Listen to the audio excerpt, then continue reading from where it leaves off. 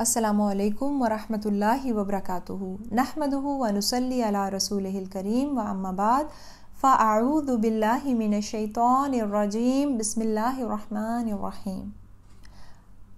आज हम एक ऐसी दुआ सीखेंगे जिसके बारे में नबी अकरम हज़रत मोहम्मद सल्लल्लाहु अलैहि वसल्लम ने फरमाया कि नमाज में तशहुद में 4 चीज़ों से अल्लाह सुब्हानहू व तआला की पनाह ज़रूर तलब करो। ये दुआ जो है ये आप सल्लल्लाहु अलैहि वसल्लम सहाबाए कराम रज़ी अल्लाह अन्हुम को इस तरह सिखाते जैसा कि उन्हें कुरान की सूरत सिखाते थे।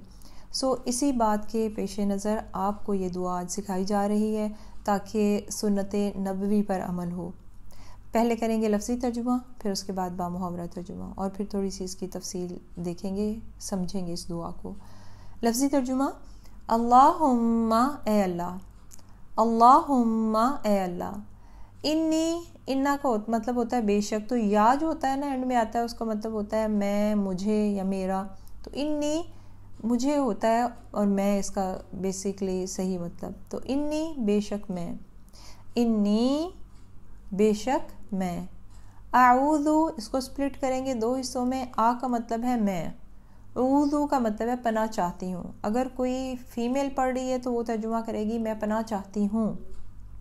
कोई मेल पढ़ रहा है तो कहेगा मैं पनाह चाहता हूँ। आऊज़ु मैं पनाह चाहती हूँ। बिका बी, बाज़िर बी का मतलब होता है के साथ, और का मतलब होता है तू या तेरा। तो यहाँ पे हम तर्जुमा करेंगे बिका तेरी। अल्लाहुम्मा ए अल्लाह, इन्नी बेशक मैं, आऊज़ु मैं पनाह चाहती हूँ, बिका तेरी। ए अल्लाह मैं तेरी पनाह चाहती हूँ या मैं तेरी पनाह मांगती हूँ। जो आसान लगता है वो याद कर लीजिएगा।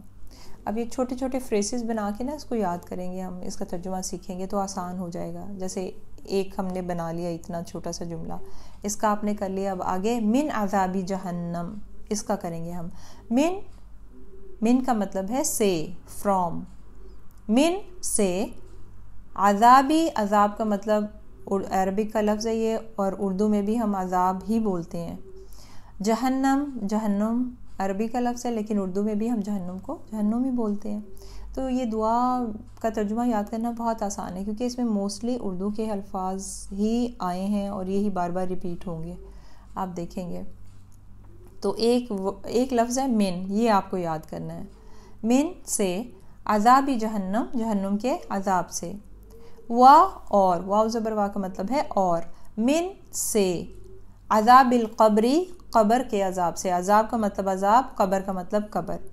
व मिन अज़ाबिल क़ब्री, और क़ब्र के अज़ाब से। अब क्या दुआ कर रहे हैं हम कि ए अल्लाह मैं जहन्नुम और क़ब्र के अज़ाब से तेरी पनाह मांगती हूँ या चाहती हूँ। अभी दुआ जारी है लेकिन मैं इतना सिर्फ बताना चाह रही थी आपको कि इस तरह से हम दुआ कर रहे हैं।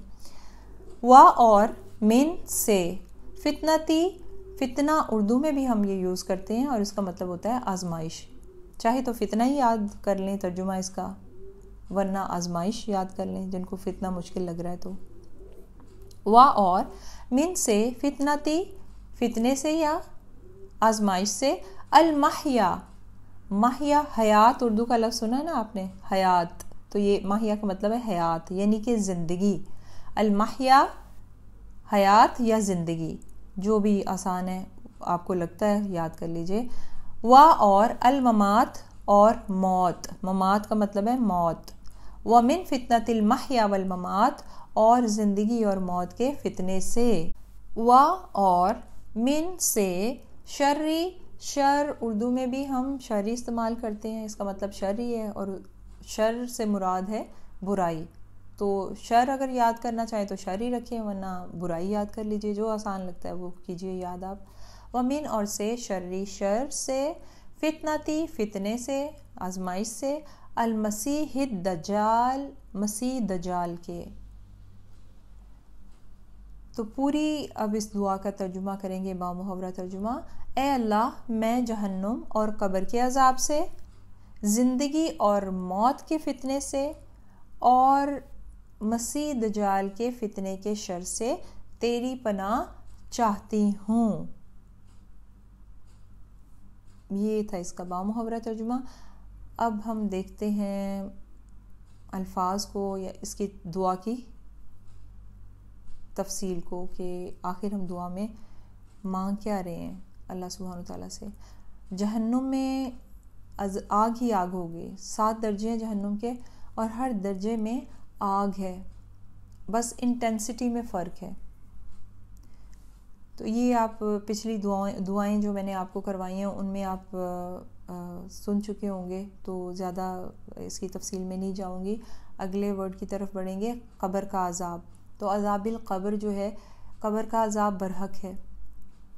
قبر میں جب ایک انسان کو ڈالا جاتا ہے تو قبر ہر انسان کو, چاہے وہ مسلمان ہے یا غیر مسلم ہے, قبر جو ہے وہ اس بندے کو دباتی ہے. مومن کے لیے زمین کا وہ دبانا بالکل ایسے ہی ہے جیسے ماں بچے کو اپنی گود میں لے کر اس کو پیار سے دباتی ہے, جو نقصان دہ نہیں ہوتا. ایک بہت خوبصورت ٹچ ہوتا ہے ماں کا وہ. تو قبر مومن کے ساتھ ایسا معاملہ کرتی ہے. لیکن جو نان مسلم ہوتے ہیں, جو اللہ کے غضب کے مستحق ہو چکے ہوتے ہیں, تو قبر اس طرح سے اس کو دباتی ہے کہ اس کی دائیں پسلیاں بائیں میں اور بائیں دائیں پسلیوں میں جا کر کھب جاتی ہیں. اتنا سخت دبانا ہوتا ہے زمین کا اس انسان کو. پھر اس کے بعد اللہ کے حکم سے جس پر آگ کا عذاب مسلط ہونا ہوتا ہے, اللہ کے حکم سے قبر میں اس پر آگ کا عذاب مسلط ہو جاتا ہے, یا پھر سانپ بچھو کا عذاب جو ہے قبر میں پہنچ جاتا ہے ان تک. باقی جو اللہ سبحانہ وتعالیٰ نے مقرر کیے ہیں قبر کے عذاب, وہ اس انسان پر مسلط ہو جاتے ہیں. نبی محترم حضرت محمد صلی اللہ علیہ وآلہ وسلم کا گزر ہوا 2 قبروں پر, تو انہوں نے اس وقت صحابہ کو بتایا کہ یہاں پر ان 2 قبروں میں 2 بندوں پر عذاب ہو رہا ہے. اور کوئی بڑے گناہ نہیں, چھوٹے چھوٹے گناہ پر. ایک پر اس لیے کہ وہ چغلی کیا کرتا تھا, اور دوسرے پر اس لیے کہ وہ پیشاب کے چھینٹوں سے بچتا نہیں تھا. تو نبی محترم صلی اللہ علیہ وسلم نے پھر فرمایا بھی کہ اگر اس بات کا مجھے ڈر نہ ہوتا کہ تم لوگ اپنے مردوں کو دفنانا چھوڑ دو گے تو میں تمہیں قبر کا عذاب سنوا دیتا. اتنا سخت عذاب ہے قبر کا. تو اس لیے ہمیں کیا فرمایا نبی اکرم صلی اللہ علیہ وآلہ وسلم نے کہ تشہد میں 4 چیزوں سے اللہ کی پناہ ضرور طلب کیا کرو. ایک تو عذاب جہنم, پھر دوسرا کیا, عذاب قبر. جو انسان دعا مانگے گا اللہ سبحانہ وتعالیٰ اس کو قبول کرے گا. اور ہماری دعاؤں سے ہی غفلت اتنی زیادہ ہے, ہم تو جیسے تیسے نماز کو فارغ کرتے ہیں اور بس جائے نماز اٹھایا اور ادھر چلے گئے یا ادھر چلے گئے. بعد میں کیا دعا کرنی ہے, نماز کے اندر بھی نہیں. تو اس لیے یہ سوچ ذہن میں رکھتے ہوئے میں نے یہ دعاؤں کے سیشن کا آغاز کیا کہ یہ دعائیں جو ہم سیکھ رہے ہیں آپ اس کو تشہد میں پڑھیں. یعنی سلام, نماز میں سلام پھیرنے سے پہلے جو ہے جو دعائیں یاد کر رہی ہیں اس کو نماز کا حصہ بنا لیں. نماز کے بعد آپ کی عادت نہیں بن رہی دعا پڑھنے کی, تو کم از کم نماز کا حصہ بنی ہوں گی وہ دعائیں, تو آپ کے لیے پھر آسان ہو جائے گا. ایک تو دعا یاد رہے گی, ہر نماز میں آپ پڑھ رہے ہیں تو اس طرح دعا بھی مانگتے رہیں گے آپ, اور یہ یاد بھی رہیں گی, بھولے گی بھی نہیں کوئی انشاءاللہ. آگے پھر آتا ہے کہ فتنۃ المحیا والممات. ہم اس میں دعا کر رہے ہیں کہ یا اللہ تو ہمیں زندگی اور موت کے فتنے سے اپنی پناہ میں لے لے. تو یہ زندگی کا کیا فتنہ ہے؟ زندگی جو ہے نا بذات خود آزمائش ہے کہ ہم اس کو گزارتے کیسے ہیں, خیر کے ساتھ یا شر کے ساتھ. مال جو ہے زندگی کا بڑا فتنہ ہے. اگر ہے تو بھی فتنہ, نہیں ہے تو بھی فتنہ ہے. تو ہم اس کو صحیح جگہ پر استعمال کرتے ہیں یا نہیں, اور اگر نہیں ہے تو پھر بھی فتنہ ہے کہ صبر کرنے والے ہیں یا کہ دوسروں کے گھر ڈاکہ ڈالنے والے ہیں تاکہ اپنی خواہشات کو پوری کرتے رہیں. اولاد فتنہ ہے. اولاد کی خوشحالی ترقی کے لیے ہم حلال کماتے ہیں یا حرام اکٹھا کرتے ہیں. پھر جتنی بھی زندگی کی آسائشیں ہیں, یہ آج کل کی لے لیں, موبائل, ٹی وی اور جتنے آسائشوں کا سامان میں اکٹھا کرتے ہیں, یہ سب, اور انسانی اعضاء, آنکھ, ناک, کان, یہ سب فتنہ ہے. آنکھ کا فتنہ کیا ہے؟ بے حیائی کو دیکھنا. تو یہ جتنے بھی آسائش کی چیزیں ہیں اور انسانی اعضاء ہیں, ان کا استعمال راہ خدا میں ہو رہا ہے یا اس کی نافرمانی میں. ہم امانت میں خیانت کرتے ہیں, زندگی میں چوری کرتے ہیں, ڈاکہ ڈالتے ہیں, جرائم کرتے ہیں، بھائی بہنوں کو جائیداد میں حصہ دیتے ہیں کہ نہیں، کمزوروں کا حق سلب کرنا، یتیموں کا حق مار دینا، یہ ساری چیزیں یعنی یہ زندگی ہے تو آزمائش ہے۔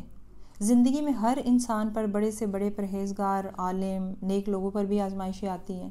کبھی تو جان خطرے میں پڑ جاتی ہے، اور کبھی جہان خطرے میں، اور کبھی ایمان خطرے میں پڑ جاتا ہے، اور کبھی دنیا و آخرت دونوں ہی خطرے میں ہوتی ہیں۔ تو اسی لیے تو دعا کرنے کے لیے کہا گیا کہ اللہ سبحانہ وتعالی ہمیں زندگی کی آزمائشوں اور فتنوں سے بچائے۔ اور موت کا فتنہ کیا ہے؟ موت کی تکلیف، تنگی، سختی سے گھبرا کر ہم کہیں اللہ سے بدظن تو نہیں ہو جاتے، اس وقت کفریہ کلمات تو نہیں کہہ بیٹھتے، یا شیطان کے بہکاوے میں اس وقت آ کر ہم کہیں دین کو تو نہیں چھوڑ دیتے؟ کیا ہم موت کے وقت بھی اللہ سے راضی رہتے ہیں کہ نہیں؟ موت کی تنگی، تکلیف، سختی سے اور اس کے اثر سے بچنے کی دعا کرتے ہیں یا نہیں؟ پھر اس کے بعد آتا ہے فتنۃ المسیح الدجال۔ دجال جو ہے یہ قیامت سے پہلے اس فتنے کا ظہور ہوگا، اور صرف نبی محترم حضرت محمد صلی اللہ علیہ وآلہ وسلم نے ہی صرف اپنی امت کو دجال کے بارے میں نہیں بتایا، بلکہ تمام پیغمبروں نے اپنی اپنی امت کو دجال کے فتنے سے آگاہ کیا ہے۔ اور دجال کی تفصیل انشاءاللہ تعالی العزیز اس دعاؤں کے سیشن کے بعد دجال سیریز انشاءاللہ میں شروع کروں گی، تاکہ آپ سب کو دجال کے بارے میں پتہ چلے، آپ سب اپنی اولاد کو بھی اس فتنے سے آگاہ کریں، تاکہ جب ہم نہ ہوں تو کم از کم ہماری اولاد کو دجال کا پتہ ہو۔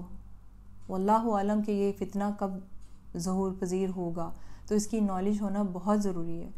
کہا جاتا ہے کہ ایک وقت آئے گا کہ لوگ اس کا ذکر کرنا بھول جائیں گے، مسجدوں میں بھی، خطبوں میں بھی اس کا نام نہیں لیا جائے گا، نہ اس ٹاپک کے بارے میں بات کی جائے گی، علماء بھی بات کرنا چھوڑ دیں گے، کہ پھر اچانک ہی جو ہے یہ فتنہ جو ہے ظہور پذیر ہو جائے گا۔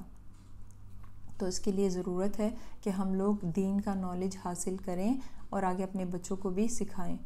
اس دعا کو کس طریقے سے زبانی اچھی طرح سے یاد کیا جا سکتا ہے، اس کے لیے آپ کو اس دعا کو 5 حصوں میں تقسیم کر دیں۔ امیج دیکھیے، 5 حصوں میں اس کو تقسیم کیجئے۔ پہلا حصہ اللہم انی اعوذ بکا، اس کو 10 سے 20 مرتبہ آپ اس کو یاد کرتے جائیں۔ ترجمہ پہلے آپ یاد کر لیں، پھر اس کے بعد زبانی جو ہے ایک حصے کو 10 سے 20 مرتبہ آپ کہیے، آپ کو حفظ ہو جائے گا انشاءاللہ۔ پھر یہ حصہ ایک ہو گیا، پھر دوسرا حصہ من عذاب جہنم، من عذاب جہنم، اس کو بھی یہی ریپیٹ کیجئے، 10 سے 20 مرتبہ اس کو کہیے۔ اور پھر تیسرا حصہ ومن عذاب القبر، اس کو یاد کیجئے۔ اور پھر چوتھا حصہ ومن فتنۃ المحیا والممات، اور پھر 5واں حصہ ومن شر فتنۃ المسیح الدجال۔